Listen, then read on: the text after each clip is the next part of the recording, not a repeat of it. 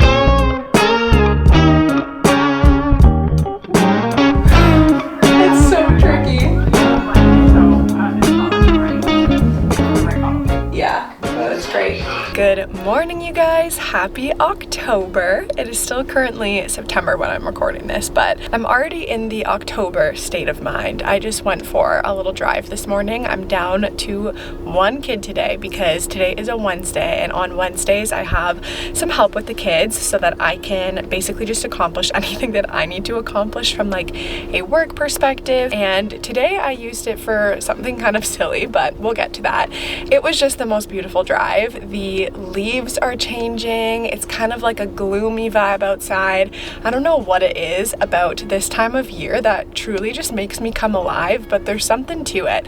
The other day I woke up and it was kind of like overcast and gloomy, and it's so weird because I feel like it's weather that would be like truly uninspiring for so many people, like the complete opposite of like a sunny, happy day. But for whatever reason in that vibe, I'm just like, I'm feeling my best. I'm feeling productive. I'm feeling ready for the day. So like I said, I just got back from kind of an unnecessary drive that took way too much time of my like chunk without having all of the kids today, but nothing will get me into the car faster than a well-priced antique on Facebook Marketplace, and that is what I was picking up. Inside this bag is something that I have been looking for at antique stores for a while now, and once I can actually put this camera down, I'll show you what it is. But I wasn't anticipating on just like getting up and going out the door this morning and doing the drive, but I didn't realize I had my radius turned up. And to be honest, I don't know if I was the one that did it, because I feel like my marketplace is always just like adjusting my radius and making it farther and farther and farther. And the nice thing about it is my algorithm is like perfectly curated for all of the stuff that I would love, except I'm like, now I need to drive literally 50 minutes to go and pick this thing up. So yesterday I had been messaging back and forth with this girl that was selling an antique like peg shelf thing, and I was going back and forth with her. I was like, I'm gonna come pick it up, and she was like, oh, it's actually pending pickup already. So I was like, okay, whatever, I'll just keep waiting for another one. And then she messaged me back and she was like, actually, I just was like looking through my stuff and I found another one, and sent me a photo, and she's like, are you interested? This peg shelf was so much cuter than the one that I had initially messaged her about. So I was like, yes, save that for me. I will come get it like at your earliest convenience. Let me know and I will be there. And so then this morning she messaged me and she's like, hey, I had to leave for work. I put the peg shelf on the porch. And I was like, ma'am, I have young children. I didn't want it to get stolen. So then I felt like I have to go and get this peg shelf now. So this morning I literally like left the house in shambles, threw the baby into the car seat, got in the car to go and pick it up because I didn't want anyone else to be snagging this. It has my name on it and I think it's gonna look so cute in the house. I will show you when I go inside. I was literally just about to say that I am currently like hanging out in my car because Rosie fell asleep in here, and every single time I take her inside she always wakes up, but I can literally hear her like kicking her car seat in the back. So now that she's awake anyway, let's go inside and I will show you guys my new find. All right, moment of truth. Cute. Oh, I love it. Okay, I am so happy that I went and got that. Here it is. I've been looking for one of these for so long. It's called like an accordion peg shelf, basically. I've wanted something for these walls here because as you can see, they're looking pretty sparse. And a couple of weeks ago, my husband was like, what are we gonna do this year to like make our house feel cozier going into like the fall and winter months? And I was like, say less, because you know, if you give me that assignment that I will run with it. So I'm not sure where I want it to go yet. I do think that this wall would make sense because it's the biggest wall with nothing on it right now, but it always feels so weird to me to like style something right beside like switch covers. I don't know what it is about like outlets and switch covers and plates and stuff like that. They're just like not cute. And this wall has so many of them, but that's whatever. So option 1 would be right here. Can you guys even see me? Option 2 would be like over here, which I think would also look cute because it kind of makes sense to have it be right beside an entry. You could like hang keys off of it and things like that. Thank you for your opinion. I'm not sure what I want to have hanging off of it yet. I think I need to like sit with it for a little bit to decide what I do. But if it goes here, then we can be more intentional and like pointed with like styling it for Christmas or things like that. So I don't know. What do you guys think? Should it go by the front entry wall or should it go here? I did test that like when you open the front door, it won't actually bump into it. So that's good. We'll salvage the antique every time my kids like just absolutely send the door every time they come in. But let me know what you guys think. Where should this go? I'm so excited that I got it. That was worth the drive. As you can see, I left our bedroom in shambles this morning when I went out to go get the shelf. But I also unknowingly created the perfect segue for myself because today I am working with Birch Living on this video. If you are a regular viewer of my channel, you would know that we are obsessed with our Birch Living mattress. We have had it for almost a year now, and if you have never heard of Birch Living before, they make mattresses that are crafted from responsibly sourced materials. So organic wool, organic cotton, and 100% natural latex. When my husband and I were looking for a king mattress, what really stuck out to us about Birch is the fact that they are free from polyurethane foams, which can cause harmful off-gassing into your home, and they're also free from fiberglass, which you may or may not know is actually very commonly used in mattress production, kind of as like a flame prevention thing. But Birch uses 100% organic wool, so not only is it flame resistant, their mattresses are hypoallergenic as well. This right here is the Birch Luxe Natural Mattress, which is kind of like a premium upgrade on their Birch Natural mattress. I love knowing that our mattress is environmentally friendly, and it feels like we're kind of just doing our part in a small way that we can by having opted for Birch. Beyond that, this is also just like the most comfortable bed that I have ever slept on. I feel like I have finally reached the point in life where there is just truly no bed as comfortable as my own bed, and every time we travel now, anytime I'm ever in a hotel, which used to be like the peak sleeping experience to me, I always just want to come back to my own bed because nothing beats a Birch Living mattress. With Birch, you get a 100-night sleep trial as well as a 25-year warranty. And the best part is that if you are in the US, you can get this mattress straight to your doorstep for free. And they also offer in-home removal and setup services to make it as convenient as possible to upgrade your sleep. Birch has extended their Labor Day sale, and on October 8th, they are also holding their deal day. So make sure that you kind of stay tuned on their website so you don't miss that. And if you are ready to hunker down and really upgrade your sleep going into the fall and winter months, it is a perfect time to take advantage of their fall into bed sale. So if you go to the link in my description box, you can get 20% off of your order with Birch Living, and you will also get 2 free Eco Rest pillows with your purchase as well. The link for that is birchliving.com/BethMoore. And again, that will be in the description box as well. So head on over to that link if you want to save 20% off on your order and get those 2 free Eco Rest pillows. So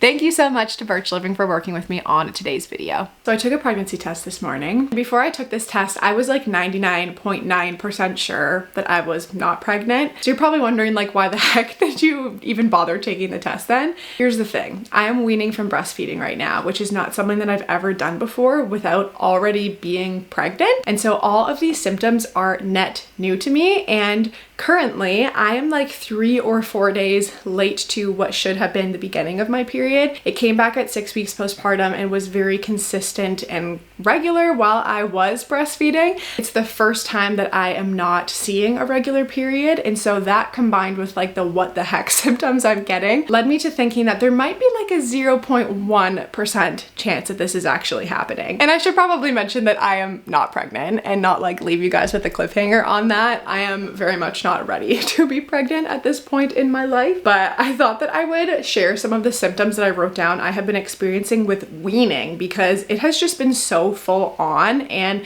I don't know if you guys have experienced this before, but one of the weirdest things that I experienced was spotting, and it was like mid-cycle. So at first I thought, oh gosh, like I guess my period is coming back and it's just irregular, and now I'm like suddenly getting another period. And I just kept spotting and spotting, and so that was one of the things where I was like, what is going on here? I've never actually had spotting, like implantation bleeding, happen in pregnancy before, so I didn't see that and automatically think pregnancy, but it was just kind of a weird thing that I didn't know could happen with weaning and happened to me. Another thing that I experienced, which was the worst weaning symptom that I had, was migraines. Basically, when I first started dropping the feedings from doing it like every 3 hours down to like every 6 hours, and literally still pumping but not as often as I was before, I think this sudden drop was enough to bring on these migraines that just would not go away. And so there was 48 hours where I was completely useless and was just like laying in bed in a dark room. My husband had to jump in basically with everything around our house because I could not get over this migraine. It was followed by a really terrible low-grade headache that just persisted and persisted, and nothing was working for it. So that was another thing I experienced. I also got super thirsty, and this is still a symptom that I'm experiencing from weaning. It feels very strange because I'm not needing as much liquid as I was necessarily while I was like pumping and breastfeeding, but my mouth is just constantly so dry, and I'm having to drink so much to kind of like offset that. I also experienced lower back pain, which at some points honestly felt like back labor, like I had in my 3rd labor and delivery. Like it was, I felt like I needed counter pressure at some points. The back pain was just so bad. And all of this again is like, it's not PMS symptoms, it wasn't pregnancy, it was just the hormone fluctuations from no longer breastfeeding anymore. And the final thing that I experienced was a very just like short stint of I don't know how else to describe it, but like depressive state. I was so down, so sad. Everything felt dark and cloudy. And there was like 3 or 4 days there where I was like, I actually do think that I'm depressed. I was like Googling and thinking at this point, because I was thinking my period was gonna come, that this was like PMDD or something like that, and just really intense PMS. But sure enough, a few days later, I started to feel okay again, even though a period didn't come. So I'm kind of chalking it all up to weaning. And I was not expecting that level of just like a wild ride to happen so immediately. If any of you guys have also weaned before without already having the pregnancy hormones in your body, let me know what some of your symptoms were and if you had any of those, because it was honestly just like one of the weirdest things that I've experienced. I am super curious. Did you experience any of those things? What was your weaning process like? Because that was insane.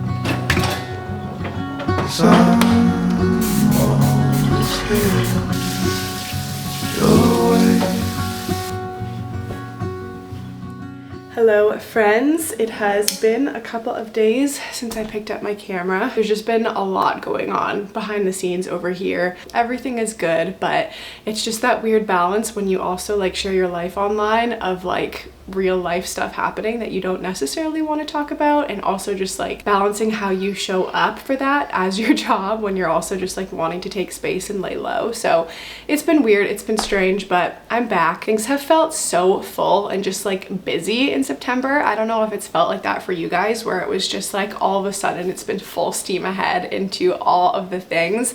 And this weekend is actually going to be very busy as well. Our church is putting on a conference for the first time, and so it's going to be kind of like an all hands on deck thing for Jared and I with that this weekend. I'm so looking forward to it. It's going to be amazing. And then going into this next week is when Thanksgiving happens here in Canada. So it does not happen in November. We have Thanksgiving like early October, and so we are hosting that. And then following that is my son Jude's second birthday. So it's just kind of like a cascade of events over here. The nice thing is that for his birthday, we're actually going to be going away to a cottage and just kind of unplugging and laying low for a little bit there. So rest is on the horizon, and that is going to be much needed. But in the meantime, with all of the busyness, I've been trying to just like chip away at different house things that I've been wanting to get done for a while. I have a running list of to-dos on my phone for just like things around the house that I like to get done whenever I have a free moment or when nap/quiet time works out. Both of our older kids are in quiet time right now, and I can hear that neither one of them are actually sleeping, so I have no idea how long I have. Baby girl is just chilling with me over here. But I just got a couple of these Pro Fast Bins from IKEA, and basically I want to go through the toys that we have in our playroom, and I'll show you guys our like shelving unit here in a second. But I want to go through and just take out anything in there that I have not seen our kids play with for a while. And when I say a while, I mean like 6 to 12 months they haven't played with it. This is like the unit that I use and rotate all of our stuff into the playroom using. And because of things like birthdays coming up and the holidays coming up, I'm just mindful of this space that we have in this room. So I'll show you guys what I mean. Okay, so this is what our playroom currently looks like. It is a mess because I haven't reset everything since the kids went to sleep. But this unit here is where I store all of the toys that we have basically in our house. Our kids have some toys that are in their rooms, like for quiet times and things like that, but for the most part, everything is in here, and that just requires me to keep toys at a minimum. So what is in rotation is usually out on that shelf. This is new from a Love Every kit that was sent to us, so that obviously takes up quite a bit of real estate, and some things have been rotated out to make room for that. I just fully stepped on this line so hard. So for the most part, these are all the toys that we have in our house, and with the holidays coming up, I'm very mindful of just like space and things like that. But I feel like I do a pretty good job keeping our toys just minimal overall, and I don't want to get rid of good toys that future babies will be playing with just for the sake of getting rid of it for space, especially because it doesn't make sense to me to be repurchasing things down the line. So I'm gonna go through here and look through and just find anything that our kids are not currently play with that will likely be for a younger baby. And then we actually are going to be setting up a shelving unit in our basement. And I'm kind of just like rambling now. We have a basement rental downstairs, but we also do have just like a little spot when you go down the stairs in our house that goes into like a storage area with like household utilities and everything like that. So in that storage area, there's a spot for us to put up like a shelving unit for any storage that we want to have in here and not in the garage. So that's what I got these bins for. All that being said, let's see what we can pull out.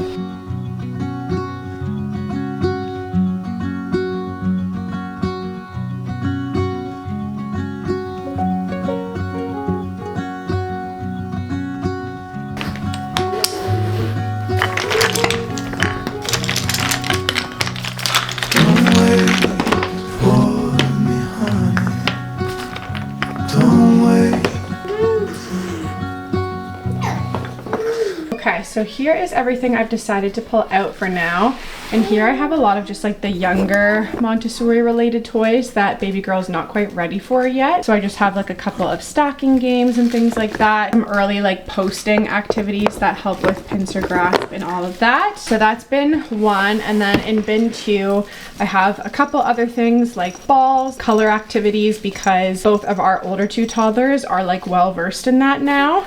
I have a couple of puzzle games that baby girl will use when she's a little bit older, but are not complex enough for our older kids. So this is everything that's going in. This bin is pretty well full. I have a lot more room in this bin, but For now, everything else that's in here I'm still seeing be played with. Even though a lot of it is still from like younger play crates, our kids find ways to play with this stuff all the time, and so it doesn't make sense for me to put it away. Like all of these little pieces and bits and bobs from puzzles and things like that get played with in like pretend play somehow. They just find a way to use it. So I'm gonna keep the rest of this here. I also definitely overshot on thinking I would need 3 bins to accomplish this because we don't have nearly enough toys for me to put all of that stuff away. Hello, hello.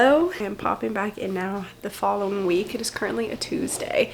I just got all of our kids down for quiet time and my camera tripod is in our bedroom, but I'm like not going in there to wake the baby up and like grab it. So I have you guys currently propped up on a massive Amazon box. I wanted to share a little bit about the conference that we just had as a church and just kind of like what I've been feeling coming out of it, because it was so good. And the dominant emotion that I felt coming out of all of it has just been this like burden, and not like a burden in the negative sense of the word, but just this like overwhelming emotion and desire for people to know and experience the love of Jesus. And I actually thought about you guys so much over the conference. It was actually really interesting. I will also say here that for anyone that does not follow Jesus or believe in Jesus, feel free to stick around for this part of the video. Also feel free to head out if you would rather that. I honestly will not be offended, but I just wanted to encourage those of you specifically who do follow Jesus and are moms with young kids. You guys were really just on my heart throughout a lot of the conference, and I often get messages and questions from you guys, especially being like a family in ministry and my husband being a pastor, about like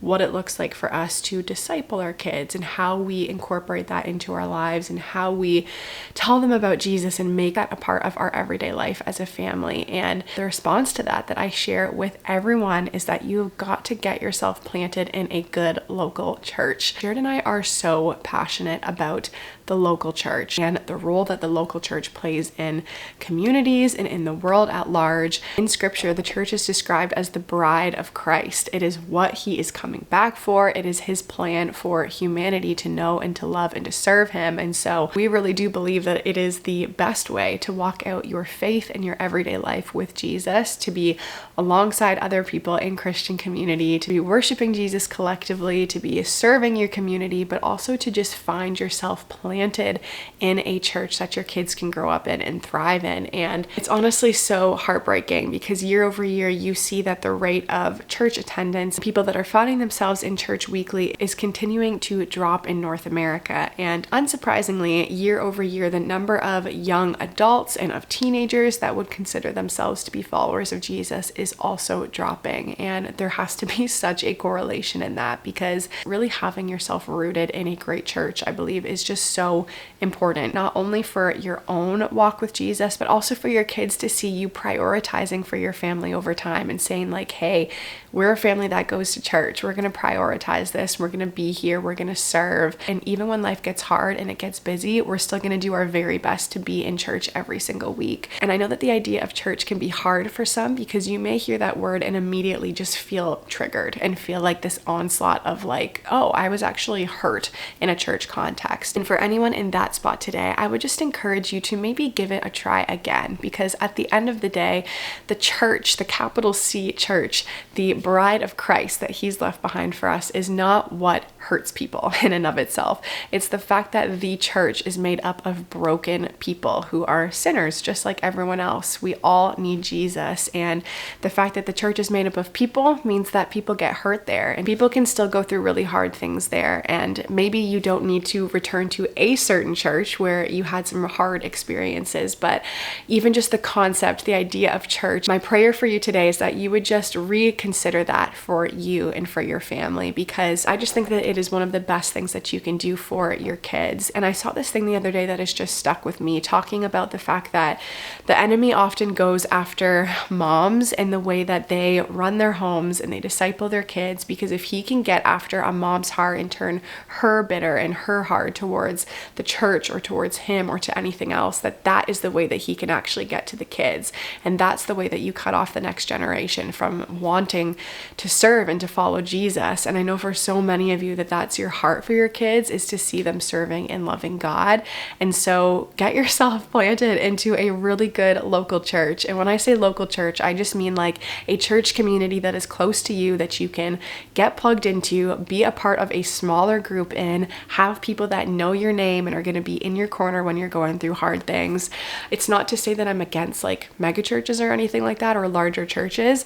I think that if you can find smaller communities within those larger churches, that those churches can still be amazing as well. But the important thing is that you have a place that you know other people know your name and know the names of your kids and love you guys and can come alongside you in your life. If you are at a church right now that you are finding is not life-giving or is not pouring into the next generation, there's a couple of things I would say on that. First thing is that if you are especially seeing that there's not like a great families ministry or something for your kids that are keeping them there, maybe you are the answer to that situation. Maybe you could actually be the one to help put forward a vision for how the families ministry at that church could get better, or the kids programming could get better. Or if you're at a church and you're just feeling like you don't really know anybody, I would encourage you and challenge you to actually stick around after the service on Sunday. Introduce yourself to someone, make those connections, because they could really honestly change your life. And if you're finding that you're not getting connected, there's not a whole lot of vision, maybe there is another church in the area for you. I think it's worth finding a place that you and your family can be committed and can really dig into and get planted within. And I think that there is a certain limit to that, because we don't want to just be like moving around to different churches until we find one that like checks off all of our preferences, because it's not really about us and our preferences at the end of the day. It's about serving Jesus. However, being in a spot where you know that community is available to you and that a vision is available for your kids, I think is so important. So that was just my encouragement that I wanted to leave you guys with at the end of this video. I don't know if that will resonate with any of you guys, but I was just sitting in some of the sessions and just feeling this overwhelming burden of like needing to remind you guys the importance of the local church. It's not necessarily glamorous or easy in today's day and age to be like, I'm a church goer. I think that if anything, there are a lot of negative connotations that come with that in our culture in today's day and age, but Jesus didn't tell us that we would be liked. He didn't tell us that people would get excited about that. In fact, he told us the opposite, that we would actually face opposition from the world for being people that publicly follow him. But I know that it is just so worth it. It's so worth it for you and your walk with him, for your kids and their walk with him, for your marriage and for the longevity of that over time. I have just seen in my life and in so many seasons, regardless of any church hurt that I've experienced, broken church environments that I've experienced, the importance of the church in general and the way that that just roots us and anchors us. And so that is what I wanted to leave you guys with today. I hope that it can encourage you wherever you are at in your journey. If you love your local church and you are serving in your local church week over week, thank you for doing what you are doing. Even though I'm in a completely different church, maybe on the other side of the world from you, we're in it together and we're building the global church together so that we can populate heaven. And I think that that is such a beautiful thing. So I love you guys. I wanted to remind you here as I close that if any of you are interested in checking out Birch Living and their mattresses, they do have a sale coming up, but you can also save through the link that I have in the description box of this video. So go and check that out. You can save on your mattress, but also snag those 2 free Eco Rest pillows, and I can confirm that they are extremely comfortable. So thank you again to Birch for working with me on this video, and until my next video, I love you guys, I'm praying for you guys, and I will see you soon.